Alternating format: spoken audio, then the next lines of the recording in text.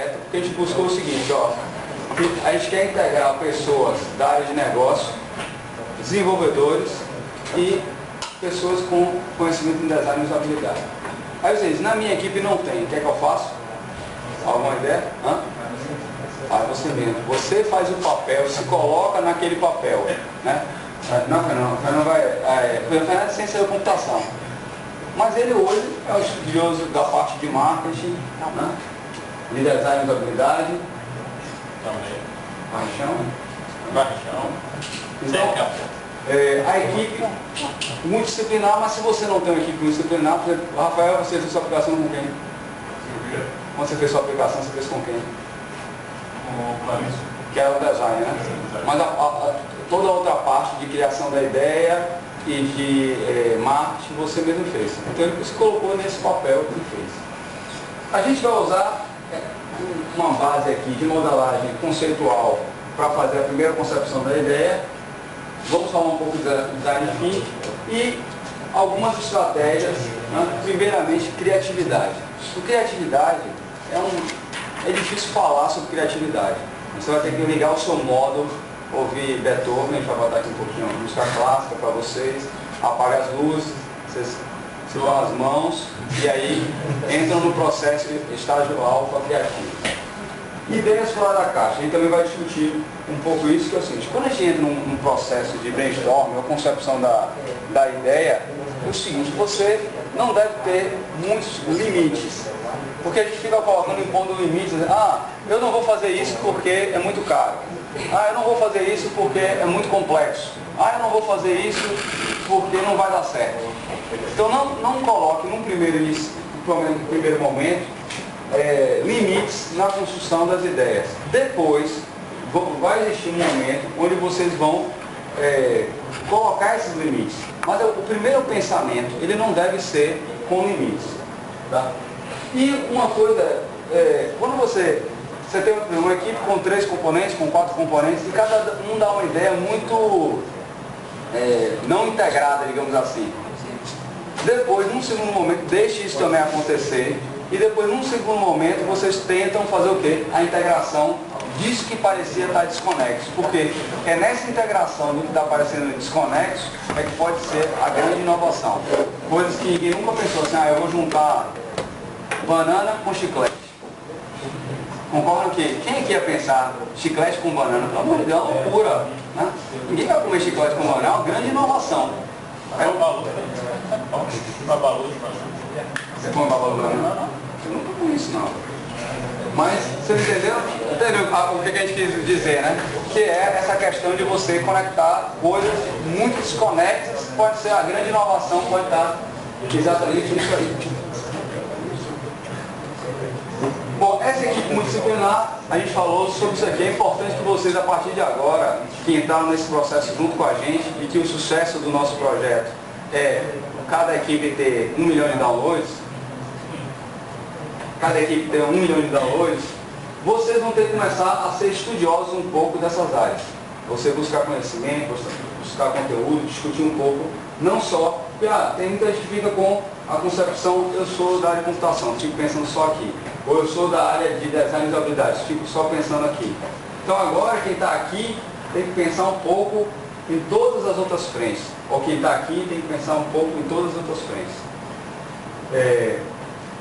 A gente até falou isso no lançamento, não sei se você vai lembrar, Demar, que mesmo para aplicações, softwares, que não são para dispositivos móveis, eu acho que seria um grande erro hoje, nós desenvolvedores, porque eu também sou da área de computação, não pensarmos dessa forma aqui. A gente ficar só pensando na parte técnica. A gente falou aqui, o software precisa de marca, software precisa pensar no seu design, as cores. A gente precisa saber quais são as estratégias de ganhar dinheiro. Não adianta eu vender um projeto de 1 milhão e a empresa ganhar 10 mil reais. Vai ser uma frustração incrível para a empresa, né? Então, nós da área de computação não podemos mais dizer assim, a gente só faz software, não. Só faz software pensando nesses aspectos. Bom, um processo que a gente vai vivenciar nessa fase, ele é esse processo que foi desenhado aqui. A gente vai fazer uma sessão de brainstorm, vocês vão fazer um pouquinho aqui, nós não vamos poder gastar a manhã toda fazendo isso. A gente vai ver um vídeo sobre design thinking para vocês entenderem o que é que a gente está buscando e as ferramentas de como fazer isso. E depois, num segundo momento, a gente vai ver a questão do estudo do mercado.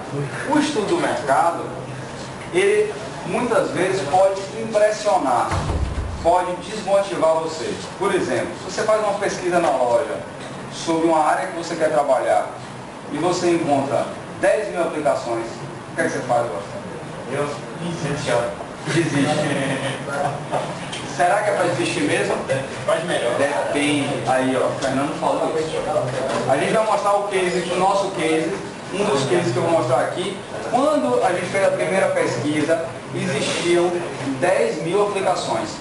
E a aplicação hoje, ela é a quinta aplicação mais baixada da loja. Existiam 10 mil e hoje ela é a quinta. Então, outro dia eram 10 mil e hoje você está na quinta posição. Então, não é assim.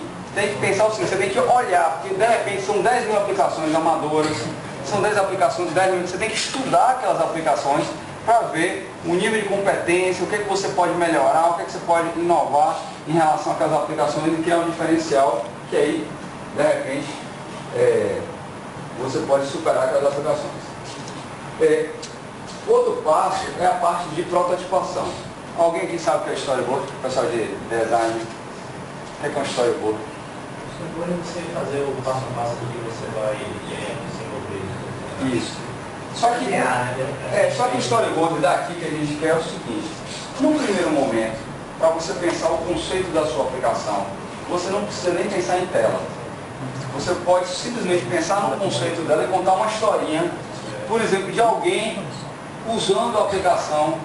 Porque, outra coisa, o que a gente precisa pensar também são os cenários que os usuários vão usar aquela aplicação. Por exemplo, se eu quero uma aplicação que eu preciso usar num ônibus e que vai me dar um feedback de áudio, eu vou ter um certo problema. Ou a pessoa vai andar de fone de ouvido, só que aí também tem um problema de segurança. Então, é importante que vocês pensem nesse storyboard e aí Design Thinking vai ajudar a gente um pouquinho a pensar nisso, para pensar no ambiente real do uso. Uma criança usando a aplicação, em que situação ela vai estar usando? Preciso de ter uma interface com elementos grandes, pequenos, é uma pessoa mais idosa, então tem que se pensar nesse storyboard, né, Fernando? Até ele fez um grande storyboard num projeto. Lembrando que quando você é muito específico, você reduz bastante seu público. Quando você é muito genérico, você não consegue atender o mínimo de demanda dos pequenos grupos. Então você tem que conseguir encontrar o seu público no meio termo do que você vai colar nessa storyboard. Como o Eduardo falou, se você pensa num aplicativo que usa áudio dentro do ônibus, depende do fone, talvez você esteja restringindo demais seu público. Se você fala, não, eu vou colocar com áudio, mas também vou colocar com texto, vou colocar com imagem, e aí de repente você começa a desagradar, porque você encheu demais de coisa. Então, o storyboard vai ajudar você a pensar antes dos problemas que você vai ter depois. Enxergar as situações. Uma coisa boa do storyboard é que você também não fica muito fixo na tela, né, no que a tela está te oferecendo. Eu agora tenho que me preocupar muito com os elementos de tela e eu nem sou conhecedor do guideline Android de usabilidade dos elementos. Não, você vai pensar mais conceitualmente. Linhas conceituais, visuais e nomes, ou seja, o nome da aplicação já faz um efeito importante. Porque quando a pesquisa da loja ela é muito pelo nome da aplicação. Então você já tem que sair pensando nesse nome. Um amigo nosso uma vez fez uma aplicação que chamava Michel Teló. E se abrir a aplicação tinha a foto de Michel Teló e tocava um trecho da música de Michel Teló. Só isso. Só que baixou muito essa aplicação. Muito. Porque todo mundo buscava Michel Teló, sabe-se por quê? Na época que o Michel Teló estava fazendo sucesso. Então você vê que, às vezes, o nome, o simples nome da aplicação, não importa o que é a aplicação, o simples nome pode fazer toda a diferença no número de downloads. As cores, o case que a gente vai mostrar aqui hoje, o primeiro ícone da aplicação era um ícone roxo, meio complicado de entender o ícone, ninguém baixou a aplicação. Aí a gente foi lá, vou mostrar, a gente mudou o ícone para um ícone laranja, bem claro o que a gente queria com a aplicação, de repente a aplicação teve um boom de downloads. Então, uma cor de ícone hoje faz a diferença para o sucesso ou para o insucesso da aplicação. Ou seja, eu tecnicamente fiz uma aplicação fantástica, a aplicação está lá, mas ninguém baixa. De repente pode ser somente pela cor do ícone. Então a gente precisa pensar nisso. E a cor do ícone tem muito a ver também com o seu público-alvo, o que é que você quer, quem é que você quer atingir, naquilo que a gente, né, se é um pouco mais infantil, se é um pouco mais sério, se é, né?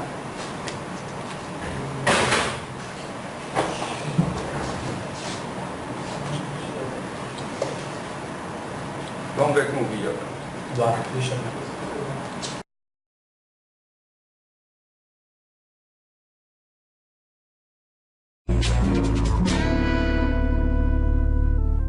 Imagine que você vai criar um novo produto. Agora, em vez de pensar como ele seria, inverta o foco e tente descobrir como o seu público gostaria que ele fosse. Pensar com a cabeça do cliente. Esta é a fórmula do Design Thinking.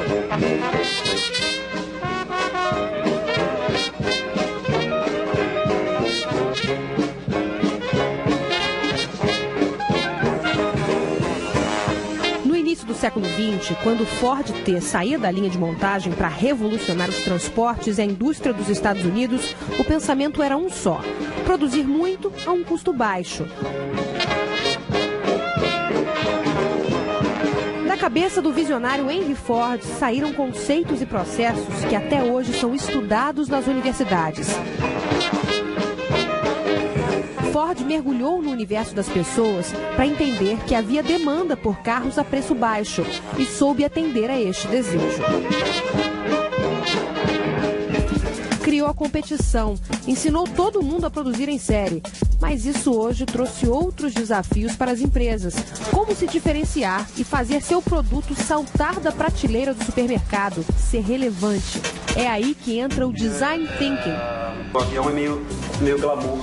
Mais fácil entender com exemplos. O que a gente pode propor, por exemplo, para facilitar o viajante de primeira viagem a descobrir que existem passagens baratas?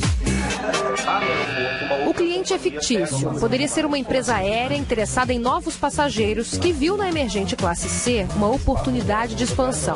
Se as pessoas ganham mais, por que não mudar o hábito de viajar de ônibus e passar a viajar de avião? É nessa mudança de comportamento que a empresa está interessada. Mas como conquistar este consumidor? Este foi o desafio para a equipe da MJV, empresa de design e inovação baseada no Rio de Janeiro, uma das pioneiras em design thinking no Brasil. O design thinking, ele é um processo que coloca o aspecto humano muito em prioridade e que ele coloca o usuário no centro do sistema. A gente faz isso com serviços. Então a gente vai pegar um serviço e vai pensar, olha, para você, esse serviço tem que ter essas características e essas. E para que o usuário fique no centro do processo e ajude a construir o produto, um ponto básico é fazer perguntas diferentes que tragam respostas inesperadas. É estar onde o usuário está, viver como ele, mesmo que seja por pouco tempo. A equipe foi a campo, no centro de São Paulo, Seria a velocidade, na rodoviária do Rio e no aeroporto, para entender o que pensa, como age e quais as dificuldades que uma pessoa enfrenta quando voa pela primeira vez. A pesquisa, ela gera ótimos insights, ela gera ótimas informações.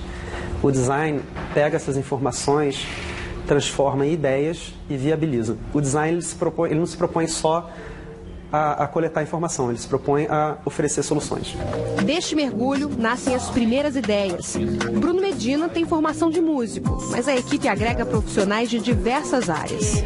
Aí o momento seguinte é uma reunião de análise, onde esse material vem todo, uma reunião extensa, a gente conversa sobre todos os aspectos e aí a gente começa a ter ideias. A gente traz pessoas que pensam diferente, às vezes pessoas que nem são do departamento. A gente sente que é um campo que promove, por exemplo, alguma coisa de tecnologia, a gente chama. As ideias que nasceram se tornam possíveis soluções, mas ainda precisam ser testadas.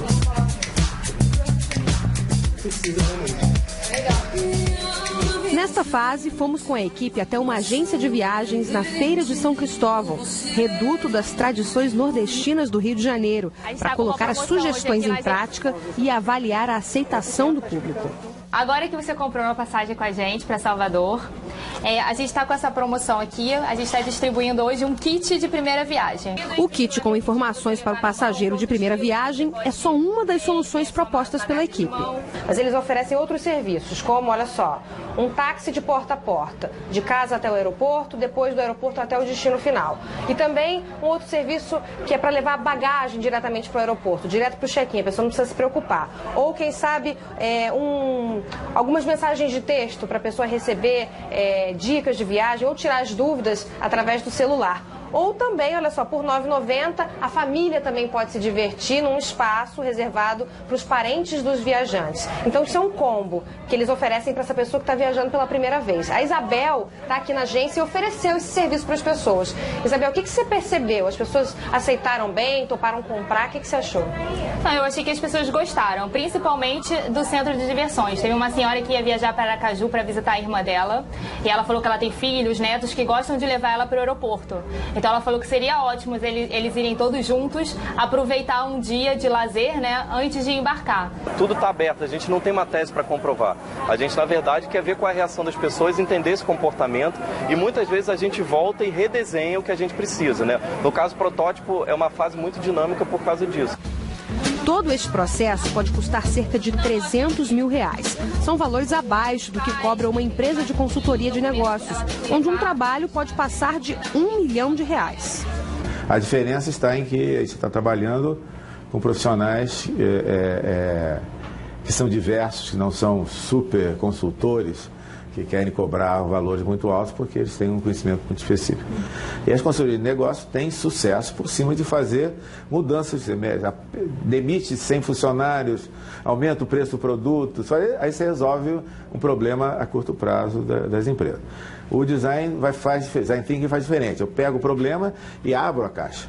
Eu vou olhar as engrenagens, vou olhar as pessoas que participam, vou olhar os cenários onde aquilo se ocorre e, eventualmente, a gente pode descobrir que tem uma pedrinha no meio de uma engrenagem. Eu tiro a pedra e tudo funciona direito.